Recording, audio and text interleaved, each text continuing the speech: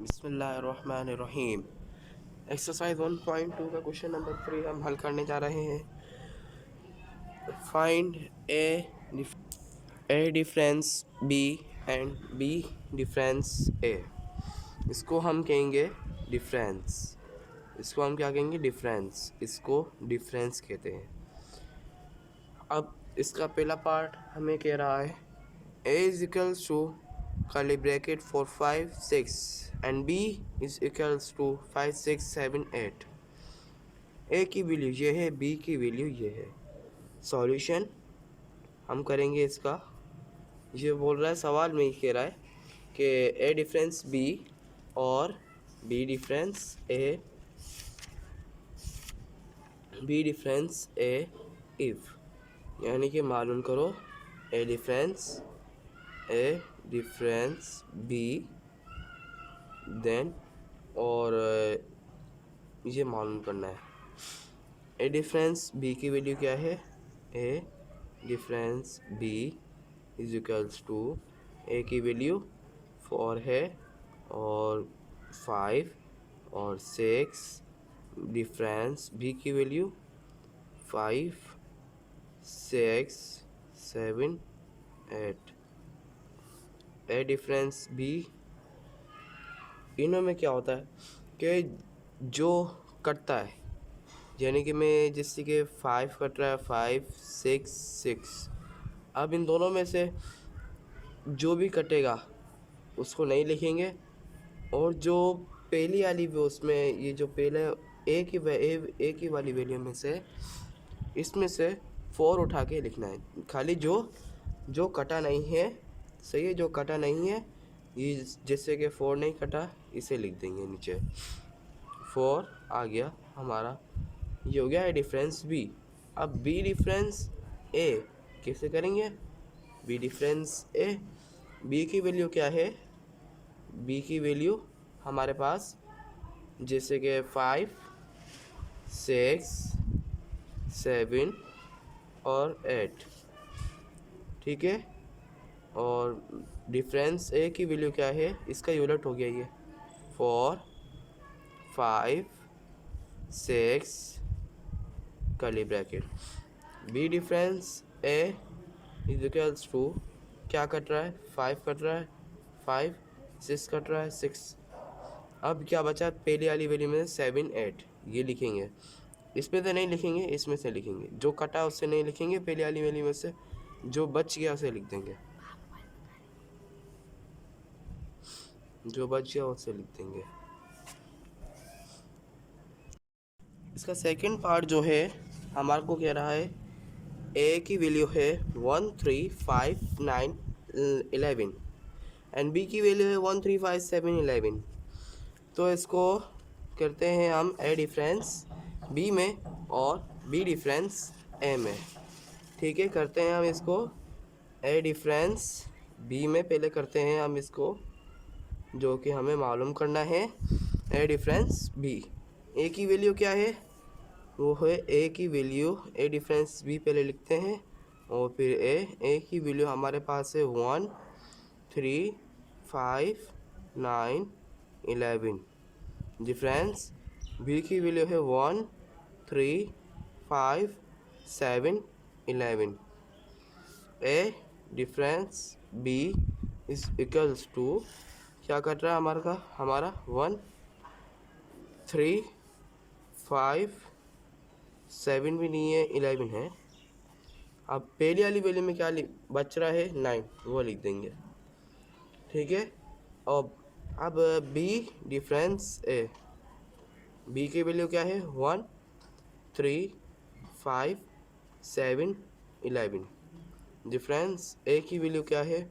1 3 5 9 11, ठीक है। अब देखते हैं क्या कट रहा है इनों में। बी डिफरेंस है लिख के 1 3 5 11 7 बच गया, 7 बच गया, ठीक है, 7 लिख देंगे। उसके बाद हमारा आता है तीसरा पार्ट।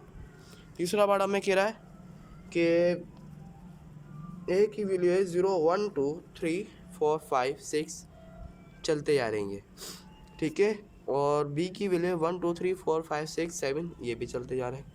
ए डिफरेंस बी पहले मालूम करते हैं हम। ए डिफरेंस बी ए 0 1 2 3 4 5 6 चलते जाएंगे। डिफरेंस 1 2 3 4 5 6 6 7 लिख देते हैं पहले, 7 के बाद चलते जाएंगे, ये भी सही है।